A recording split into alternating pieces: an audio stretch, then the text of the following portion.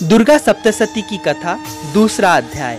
आइए देखते हैं। ऋषि बोले, प्राचीन काल में देवता तथा दैत्यों में पूरे 100 वर्ष युद्ध होता रहा। उस समय दैत्यों का स्वामी महिषासुर था एवं देवताओं के इंद्र थे। उस संग्राम में देवताओं की सेना महाबली दैत्यों से हार गई। तभी सभी देवताओं को जीतकर महिषासुर इंद्र बन बैठा।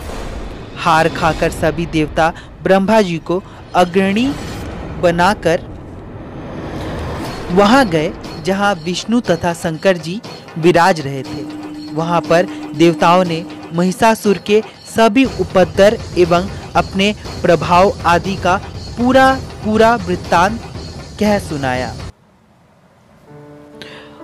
उन्होंने कहा, महिषासुर ने तो सूर्य, आंधी, पवन, चंद्रमा, यम तथा वरुण इस प्रकार अन्य सभी देवताओं के अधिकार छीन लिए।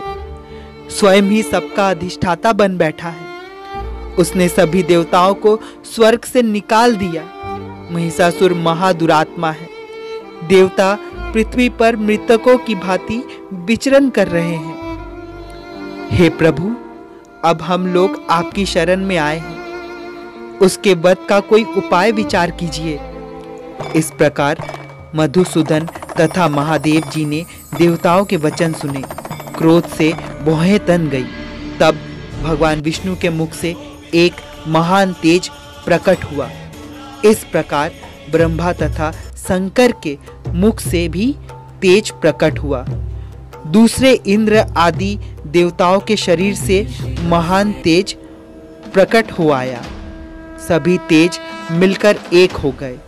वो तेज पुंज इतना उग्र था जैसे कि जलती हुई पहाड़ हो। देवताओं ने देखा कि उसकी ज्वालाएं सभी दिशाओं में फैल रही है। जब वो एक हुआ तो नारी के रूप में आ गई। उसके प्रकाश से तीनों लोग भर गए।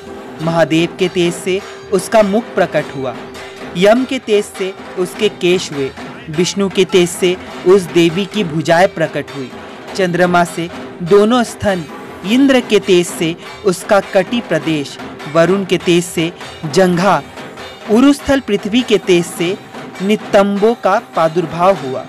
ब्रह्मा के तेज से दोनों चरण, सूर्य के तेज से चरणों की अंगुलियां, वसुओं के तेज से हाथों की अंगुलियां, कुबेर के तेज से नासिका का आविर्भाव हुआ। इसी प्रकार सभी उंगलियों के लिए रत्न जड़ित मुद्रिकाएं प्रदान की। विश्वकर्मा ने निर्मल परशु भेंट किया और अनेक रूपों वाले अस्त्र अभेद कवच, मस्तक तथा गले में धारण करने योग्य कभी ना मुरझाने वाले कमलों की माला दी। जल्दी ने उसे बहुमत सुंदर कमल दिया। हिमाचल ने वाहन के लिए सिंह और भी अनेक प्रकार के रत्न भेंट किए। कुबेर ने सुरापुरी पात्र दिया।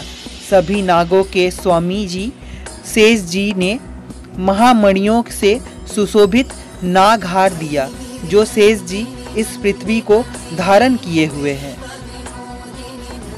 सागरपति ने रुद्राक्ष माला अर्पित की। ब्रह्मा ने कमंडल भेंट किया।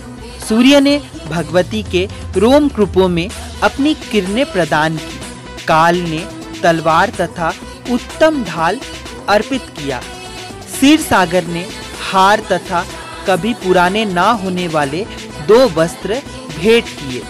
इसी प्रकार चूड़ामणि, दिव्य कुंडल तथा 2 कड़े भी भेंट किए तथा चमकता हुआ अर्धचंद्र, सभी भुजाओं के लिए बाजूबंद, चरणों के लिए नुपुर, कंठ के लिए सर्वोत्तम कंठुला भेंट किया।